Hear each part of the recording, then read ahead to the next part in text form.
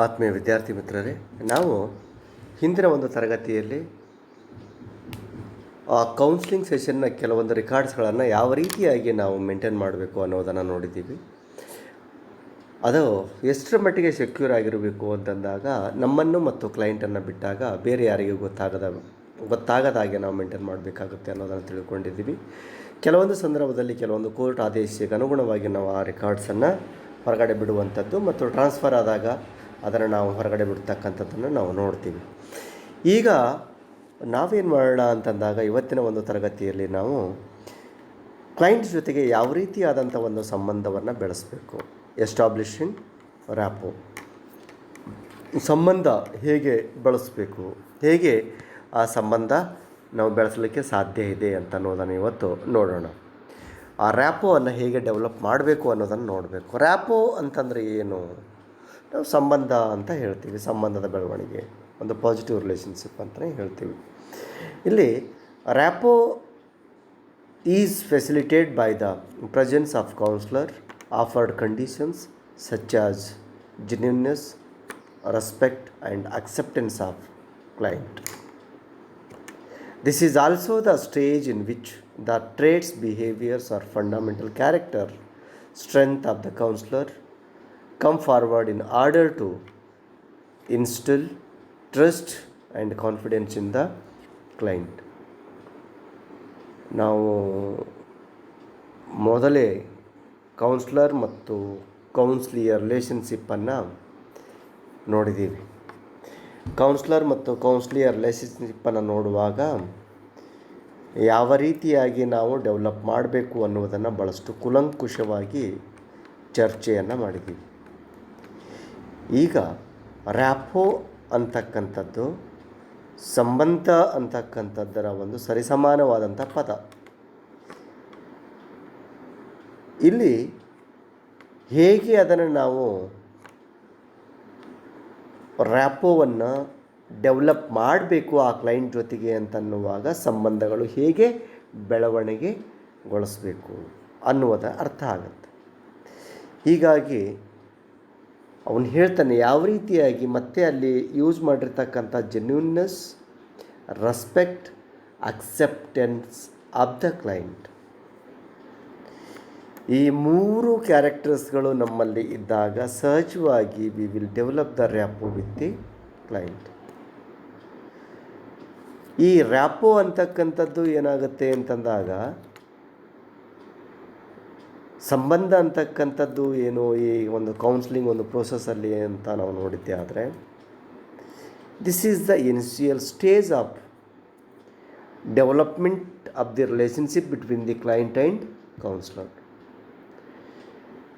Counsellor ಮತ್ತು ಕ್ಲೈಂಟ್ನ ಇಬ್ಬರ ಮಧ್ಯದ ಒಂದು ಸಂಬಂಧದ ಬೆಳವಣಿಗೆಯ ಮೊದಲನೆಯ ಹಂತ. ಇಲ್ಲಿ ನಾವು ವ್ಯಕ್ತಿಯ ಕೆಲವೊಂದು ಟ್ರೇಟ್ಸ್ಗಳಾಗಿರ್ಬೋದು, ಫ್ಯಾಕ್ಟರ್ಸ್ ಆಗಿರ್ಬೋದು, ದ ಓವರಾಲ್ ಬಿಹೇವಿಯರ್ ಆಗಿರ್ಬೋದು, ಅವೆಲ್ಲವನ್ನು ಏನು ಮಾಡಬೇಕಾಗಿದೆ, ಇಲ್ಲಿ ಸ್ಟ್ರೆಂಥನ್ ಮಾಡಿ ಅವನ ಜೊತೆಗೆ ನಮ್ಮ ಒಂದು ಸಂಬಂಧ ಪಾಸಿಟಿವ್ ಆಗಿ ಬೆಳವಣಿಗೆ ಆಗುವಂತೆ ಮಾಡಬೇಕಾಗಿದೆ. ಕಾರಣ ಯಾಕೆ ಬೇಕು rapport, why we want to build rapport with the client ಅಂತಂದಾಗ ಯಾವಾಗ ಸಂಬಂಧಗಳು ಗಟ್ಟಿಯಾಗಿರುತ್ತೋ ನಂಬಿಕೆ ಅಂತಕ್ಕಂಥದ್ದು ಸಹಜವಾಗಿ ನಮ್ಮಲ್ಲಿ ಹುಟ್ಕೊಳ್ಳುತ್ತೆ. ಯಾವಾಗ ನಂಬಿಕೆ ಅಂತಕ್ಕಂಥದ್ದು ಬೆಳೆಯುತ್ತೋ ಆವಾಗ ಪ್ರತಿಯೊಂದು ವಿಷಯಗಳು ಪ್ರತಿಯೊಂದು ನಾವುಗಳು ಹಂಚ್ಕೊಳ್ತೀವಿ. ಸಂಬಂಧ ಸರಿಯಿಲ್ಲ ಅಂತಂದಾಗ ಸಣ್ಣ ಸಣ್ಣ ವಿಷಯಗಳು ಮಾತಾಡಬೇಕಾದಾಗೂ ಭಾಳಷ್ಟು ಯೋಚನೆಗಳನ್ನು ಮಾಡಿ ನಾವು ಮಾತಾಡ್ತೀವಿ. ಹೀಗಾಗಿ ನಮಗೆ ಈ ಕೌನ್ಸ್ಲಿಂಗ್ ಸೆಷನ್ಸಲ್ಲಿ ಅತಿ ಪ್ರಮುಖವಾಗಿರ್ತಕ್ಕಂಥದ್ದು ಏನು ಅಂತಂದಾಗ ಸಂಬಂಧ. ಈ ರ್ಯಾಪೋ ಅಂತಕ್ಕಂಥದ್ದು ಏನೆಲ್ಲ ಒಳಗೊಂಡಿರುತ್ತೆ, ಈ ಸಂಬಂಧ ಏನೆಲ್ಲ ಒಳಗೊಂಡಿರುತ್ತೆ, ಈ ರ್ಯಾಪೋ ಹೇಗೆ ಡೆವಲಪ್ ಆಗುತ್ತೆ ಅಂತ ನೋಡೋದೇ ಆದರೆ ಇಲ್ಲಿ ಕೆಲವೊಂದು ಪಾಯಿಂಟ್ಸ್ಗಳನ್ನು ಮಾಡಲಾಗಿದೆ. ಹೇಗೆ ನಾವು ರಿಲೇಷನ್ಶಿಪ್ಪಲ್ಲಿ ನಾವು ನೋಡಿದ್ದೀವಿ, ಹೇಗೆ ಯಾವ್ಯಾವ ರೀತಿಯಾಗಿಂಥ ಒಂದು ವಾರ್ಮ್ತ್ ಆಗಿರ್ಬೋದು, ಜೆನ್ಯೂನ್ನೆಸ್, ಎಂಪತಿ ಅಂತಕ್ಕಂಥದ್ದು ಏನೇನಿತ್ತಲ್ವ, ಹಾಗೆ ಇಲ್ಲಿಯೂ ಏನಾಗಿದೆ ಅಂತಂದಾಗ ಕೆಲವೊಂದಿಷ್ಟು ಅಂಶಗಳು ನಮ್ಮ ಎದುರುಗಡೆಗೆ ಇದೆ. ಮೊದಲನೆಯದು eye contact with the client, non judgemental attitudes,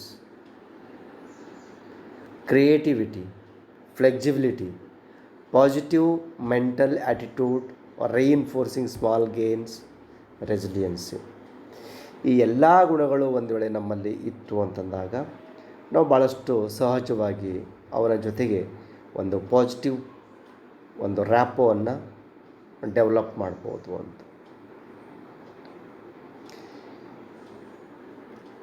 ಇದು ಕೌನ್ಸ್ಲಿಂಗ್ ಒಂದೇ ವಿಷಯ ಅಲ್ಲ, ಜೀವನದ ಮತ್ತು ಸಮಾಜದಲ್ಲಿ ನಾವು ಬದುಕಬೇಕಾದಾಗ, ಯಾವುದೇ ಹಂತದಲ್ಲಿ ಯಾವುದೇ ಕೆಲಸಗಳನ್ನು ಮಾಡಬೇಕಾದಾಗ ನಾವು ಒಬ್ಬರ ಜೊತೆಗೆ ಒಡನಾಟವನ್ನು ಬೆಳೆಸ್ಕೊಳ್ಳೋದು ಅಷ್ಟೊಂದು ಸಹಜವಾದಂಥ ಕೆಲಸ ಅಲ್ಲ. ಒಡನಾಟ ಯಾವ ರೀತಿಯಾಗಿ ಬೆಳೆಯುತ್ತೆ, ಹೇಗೆ ನಾವು ಅಡ್ಜಸ್ಟ್ ಆಗ್ತೀವಿ ಅಂತಂದಾಗ ನಮ್ಮಲ್ಲಿರ್ತಕ್ಕಂಥ ಕೆಲವೊಂದು ವಿಶೇಷವಾದಂಥ ಗುಣಗಳಿಂದ, ನಾವು ನೋಡುವ ನೋಟ ಆಗಿರ್ಬೋದು, ತೆಗೆದುಕೊಳ್ತಕ್ಕಂಥ ಒಂದು ಜಜ್ಮೆಂಟ್ಸ್ ಆಗಿರ್ಬೋದು, ನಮ್ಮ ಒಂದು ಕ್ರಿಯಾತ್ಮಕವಾದಂಥ ಒಂದು ಕ್ರಿಯಾಶೀಲ ವ್ಯಕ್ತಿತ್ವ ಆಗಿರ್ಬೋದು, ನಮ್ಮಲ್ಲಿ ಆ ಫ್ಲೆಕ್ಸಿಬಿಲಿಟಿ ಅಂತಕ್ಕಂಥ ಕ್ಯಾರೆಕ್ಟರ್ಸ್ ಇರ್ಬೋದು, ಇವೆಲ್ಲವನ್ನು ಇದ್ದಾಗ ಏನಾಗುತ್ತೆ ಅಂತಂದಾಗ ನಾವು ನಮ್ಮನ್ನು ಬೇರೆ ವ್ಯಕ್ತಿ ಆಕರ್ಷಣೆಗೆ ಒಳಗಾಗ್ತಾನೆ. ಹೀಗೆ ಕೌನ್ಸ್ಲಿಂಗ್ ಅಂತಕ್ಕಂಥದ್ದು ಬಂದಾಗ ಆ ವ್ಯಕ್ತಿ ಕ್ಲೈಂಟ್ ಅಂತಕ್ಕಂಥವನು ಕೌನ್ಸ್ಲಿಂಗ್ ಅಂತಕ್ಕಂಥ ಆಕರ್ಷಣೆಗೆ ಒಳಗಾಗಬೇಕಾದಾಗ ಇವೆಲ್ಲ ಒಂದು ರೀತಿಯಾದಂಥ ಗುಣಗಳು ನಮ್ಮಲ್ಲಿರಬೇಕಾಗತ್ತೆ. ಆವಾಗ ಮಾತ್ರ ಏನಾಗುತ್ತೆ, ಈ ರಿಲೇಷನ್ಶಿಪ್ ಅಂತಕ್ಕಂಥದ್ದು ಡೆವಲಪ್ ಆಗುತ್ತೆ. ಯಾರ ಜೊತೆಗೆ? ಕ್ಲೈಂಟ್ ಜೊತೆಗೆ. ಕಾರಣ ಅವನ ಫೀಲಿಂಗ್ಸ್ ಸಹಜವಾಗಿ ಅವನು ಹಿಡಲು ಪ್ರಯತ್ನವನ್ನು ಮಾಡ್ತಾನೆ. ನೋಡೋಣ ಇಲ್ಲಿ ಏನಂತ ಕೊಟ್ಟಿದ್ದಾರೆ ಅಂತ. ದ ರಿಲೇಷನ್ಶಿಪ್ ಬಿಟ್ವೀನ್ ಆ counsellor and client is the feelings and attitudes that client and therapist have toward one another and the manner in which those feelings and attitudes as expressed. ಇಲ್ಲಿ ಕೌನ್ಸ್ಲರ್ ಆದವನು ಹೇಗಿರಬೇಕು ಅಂತಂದಾಗ ಪ್ರತಿಯೊಬ್ಬ ಬರ್ತಕ್ಕಂಥ ಹೊಸ client ಜೊತೆಗೆ ನಾವು ಹೊಂದಾಣಿಕೆಯನ್ನು ಮಾಡಿಕೊಳ್ಬೇಕು. ಇದೇ ಒಂದು ದೊಡ್ಡ ಕಲೆ ನಮ್ಮದು. ಈ ಒಂದು ಕಲೆಯನ್ನು ಕರಗತ ಮಾಡಿಕೊಂಡಾಗ ಕೌನ್ಸ್ಲರ್ ಆದವನು ಸಹಜವಾಗಿ ಯಾವುದೇ ರೀತಿಯಾದಂಥ ವ್ಯಕ್ತಿತ್ವ ಇರ್ತಕ್ಕಂಥ, ಯಾವುದೇ ರೀತಿಯ ವ್ಯಕ್ತಿತ್ವದ ಗುಣಗಳಿರ್ತಕ್ಕಂಥ ವ್ಯಕ್ತಿ ಬಂದರೂ ಸಹ ನಾವು ಸಹಜವಾಗಿ ಅವರ ಜೊತೆಗೆ ಪಾಸಿಟಿವ್ ಆಗಿ ನಾವು ಸಂಬಂಧವನ್ನು ಬೆಳೆಸ್ಬೋದು. ಅವರ ಜೊತೆ ರ್ಯಾಪೋವನ್ನು ಡೆವಲಪ್ ಮಾಡ್ಬೋದು. ಹೀಗಾಗಿ ಕ್ಲೈಂಟ್ ಮತ್ತು ಥೆರಪಿಸ್ಟ್ ದಿನಾಲೂ ಇಂಥ ಒಂದು ಸುಮಾರು ಕ್ಲೈಂಟ್ಸ್ಗಳನ್ನು ನೋಡ್ತಾನೆ. ಆದರೆ ಪ್ರತಿಯೊಬ್ಬ ಕ್ಲೈಂಟ್ ಅವನಿಗೆ ಏನು ಅಂತಂದಾಗ ಹೊಸ ಕ್ಯಾರೆಕ್ಟರ್ಸೇ ಅವನ ಎದುರುಗಡೆ ಬರ್ತಕ್ಕಂಥದ್ದು. ಅವನ ಕೆಲಸನೇ ಏನು ಅಂತಂದಾಗ ಆ ಕ್ಲೈಂಟ್ನಲ್ಲಿ ಇರ್ತಕ್ಕಂಥ ಸಮಸ್ಯೆಗಳನ್ನು ಗುರುತಿಸಿ ಆ ಸಮಸ್ಯೆಗೆ ಪರಿಹಾರವನ್ನು ಅವನಿಂದಲೇ ಕಂಡುಕೊಳ್ಳುವಂತೆ ಮಾಡಿ ಆ ಒಂದು ಆರೋಗ್ಯವಂತನಾಗಿ ಒಂದು ಆರೋಗ್ಯವಂತ ಸಮಾಜದಲ್ಲಿ ಬದುಕುವಲಿಕ್ಕೆ ಅವನಿಗೆ ಅವಕಾಶಗಳನ್ನು ಮಾಡಿಕೊಡ್ತಕ್ಕಂಥದ್ದು. ಹೀಗಾಗಿ ನಾವೇನು ಮಾಡ್ತೀವಿ ಅಂತಂದಾಗ ಆ ಕ್ಲೈಂಟ್ನ ಜೊತೆಗೆ ನಾವು ಹೊಂದಾಣಿಕೆ ಮಾಡಿಕೊಳ್ಳೋದನ್ನು ನಾವು ಕಲ್ತ್ಕೊಳ್ಬೇಕಾಗತ್ತೆ. ಅದು ಅನಿವಾರ್ಯ ನಮಗೆ. ನಂತರ one theory about the functions of counselling relationship is known as the secure base hypothesis which is related to attachment theory. ಇಲ್ಲಿ ಅಟ್ಯಾಚ್ಮೆಂಟ್ ಥಿಯರಿ ಅಂತ ಬರುತ್ತೆ. ಆ ಥಿಯರಿ ಏನು ಹೇಳುತ್ತೆ ಅಂತಂದಾಗ ಸಹಜವಾಗಿ ಒಂದು ಸೆಕ್ಯೂರ್ ಬೇಸ್ ಇಟ್ಕೊಂಡು ಒಂದು ಹೈಪೋಥೆಸಿಸ್ ಒಂದು ಇದನ್ನು ಇಟ್ಕೊಂಡು ಏನಾಗುತ್ತೆ, ಈ ರ್ಯಾಪೋ ಅಂತಕ್ಕಂಥ ಡೆವಲಪ್ ಆಗುತ್ತೆ ಅಂತ ಹೇಳ್ತಾರೆ. ಆ ಅಟ್ಯಾಚ್ಮೆಂಟ್ ಥಿಯರಿ ಏನು ಹೇಳುತ್ತೆ ಅನ್ನೋದನ್ನು ನಾವು ಮುಂದಿನ ಒಂದು ತರಗತಿಯಲ್ಲಿ ಮಾಡೋಣ. ಬಟ್ ಈಗ ಅದಕ್ಕೆ ಎಷ್ಟು ಬೇಕೋ ಅಷ್ಟನ್ನು ಮಾತ್ರ ನಾವು ಇಲ್ಲಿ ನೋಡೋಣ. This hypothesis proposes that the counselor acts as a secure base from which clients can explore and then check the width. Secure attachment to one's counselor and secure attachment in general have been found to be related to client exploration. Secure attachment styles have been found to be related to less session depth than securely attached clients. Some counselors regard the counseling relationship as not only necessary but sufficient for constructive changes to occur in clients. Those viewing counseling predominantly as a helping relationship tend to be adherents to the theory and practice of person-centered therapy. And Carl Roger, the founder of person-centered therapy, his views related to the counseling relationship as a helping relationship in which the counselor creates an environment that facilitates the process of self-awareness. There is an almost total absence of techniques in Rogerian theory due to the unique character of each counseling relationship. And most important is, it means in the rapport building, the most important thing in rapport building is the quality of the relationship between the client and counselor.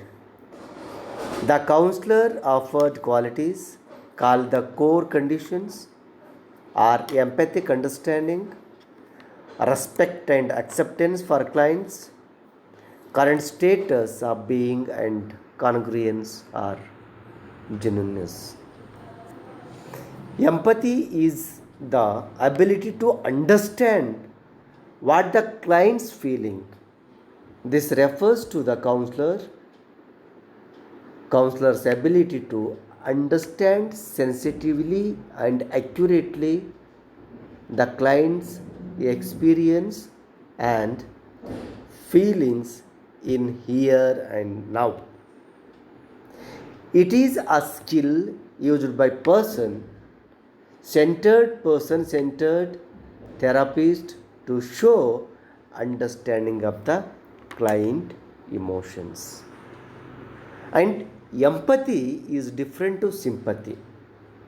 In that, sympathy is often seen as feeling sorry for the client, whereas empathy shows understanding and allows the client to further open up.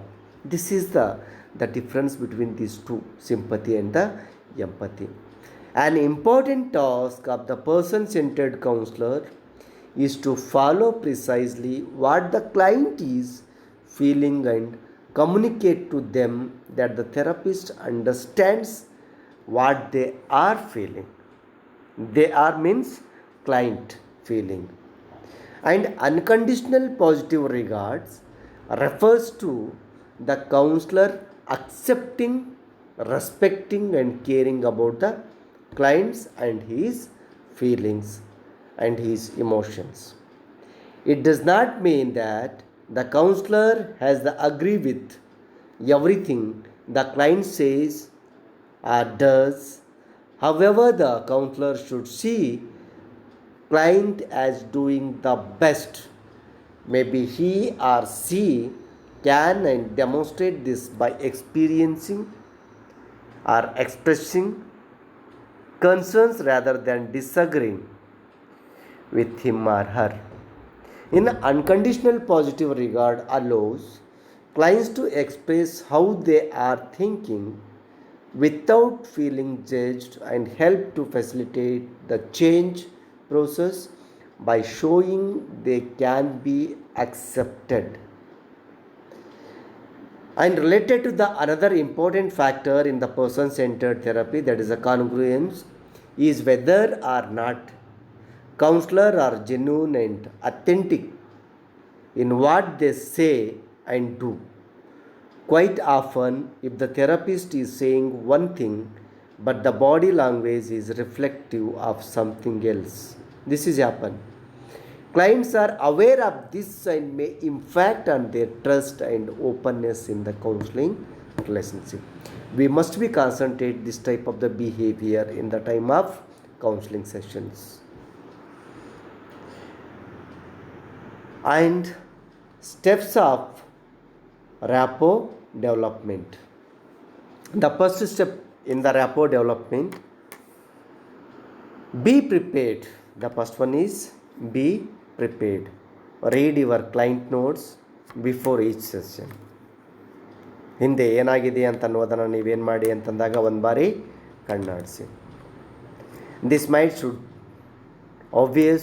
However, if you are seeing back to back lines, it can be easy to skip this very important step. Nothing destroys rapport than forgetting critical details. ಇದು ಭಾಳಷ್ಟು ಸನ್ನಿವೇಶದಲ್ಲಿ ಆಗ್ತಕ್ಕಂಥದ್ದು. ಯಾಕಂದರೆ ಯಾವುದೇ ಒಬ್ಬ client ನಮ್ಮ ಹತ್ರ ಬಂದಾಗ ಕ್ಲೈಂಟಿನ ಪ್ರತಿಯೊಂದು ಇತಿಹಾಸ ನಾವು ಪ್ರತಿಯೊಂದು ಸೆಷನ್ನಲ್ಲಿಯೂ ನಾವು ಹಿಂದಿನ ಒಂದು ಇತಿಹಾಸವನ್ನು ಇಟ್ಕೊಂಡೇ ನಾವು ಏನು ಮಾಡಬೇಕಾಗುತ್ತೆ, ಮುಂದುವರಿಬೇಕಾಗುತ್ತೆ. ಹೀಗಾಗಿ ಭಾಳ ನಮ್ಮ ನೆನಪಲ್ಲಿ ಇರಬೇಕಾಗಿರ್ತಕ್ಕಂಥ ವಿಷಯ ಅಂತಂದರೆ ಹಿಂದಿನ ಒಂದು ನಡೆದಿರ್ತಕ್ಕಂಥ ಪ್ರತಿಯೊಂದು ಘಟನೆಗಳನ್ನು ಒಂದು ಬಾರಿ ನೋಡಿ ಮುಂದಿನ ವಿಷಯಕ್ಕೆ ಮುಂದಿನ ಸೆಷನ್ಗೆ ನೀವೇನು ಮಾಡಿ ಅಂತಂದರೆ ಹೋಗಿ. ಅದು ಭಾಳಷ್ಟು ಉತ್ತಮವಾದಂಥ ಒಂದು ಬೆಳವಣಿಗೆಯನ್ನು ನಿಮ್ಮಲ್ಲಿ ನಿಮ್ಮ ಇಬ್ಬರಲ್ಲಿ ಉಂಟಾಗುತ್ತೆ. ಎರಡನೇ ಪಾಯಿಂಟ್ಸ್ ಏನಿದಿರಲಿ ಅಂತಂದಾಗ ರ್ಯಾಪೋ ಡೆವಲಪ್ಮೆಂಟಲ್ಲಿ ಅಂತಂದಾಗ ಲಿಸನ್ ವಿತೌಟ್ ಜಜ್ಮೆಂಟ್. ನೀವು ಯಾವುದೇ ಜಜ್ಮೆಂಟ್ ಇಲ್ಲದೆ ಏನು ಮಾಡಿ ಅಂತಂದಾಗೆ ನೀವು ಹೇಳೋದನ್ನು ಕೇಳಿಸ್ಕೊಳ್ಳೋದನ್ನು ಕಲ್ತ್ಕೊಳ್ಳಿ. We all have morals and values. While these should always inform our practice, they should not interfere or the intrude on the counseling process. ಹೀಗಾಗಿ ನೀವು ನಮ್ಮ ವ್ಯಾಲ್ಯೂಸ್ ಮತ್ತು ಮಾರಲ್ಸ್ಗಳನ್ನು ನಿಮ್ಮ ಗಮನದಲ್ಲಿಟ್ಕೊಂಡು ನೀವೇನು ಮಾಡಿ ಅಂತಂದರೆ ಯಾವುದೇ ವ್ಯಕ್ತಿಯನ್ನು ಕೇಳಿಸ್ಕೊಳ್ಳಾರ್ದೆ ಜಡ್ಜ್ ಮಾಡೋದನ್ನು ಬಿಡಿ, ಮೊದಲು ಕೇಳಿಸ್ಕೊಂಡು ನಂತರ ಪ್ರೋಸೆಸ್ಸಿಗೆ ಹೋಗಿ ಅಂತ. ಮೂರನೇ ಪಾಯಿಂಟ್ಸ್ ಯಾವುದು ಅಂತಂದಾಗ ಇನ್ನು ಬಿ ಪ್ರಿಪೇರಲ್ಲಿ use disclosure with caution. This is two traffic way to develop rapport. ಭಾಳ ಇಂಪಾರ್ಟೆಂಟ್ ಆಗಿರ್ತಕ್ಕಂಥದ್ದು. ಅದರ ಜೊತೆಗೆ particularly with difficult to engage clients, however be careful maintaining professional boundaries is important, so keep it the small stuff. Be aware of your limitation in knowledge and experience and use empathy in some time.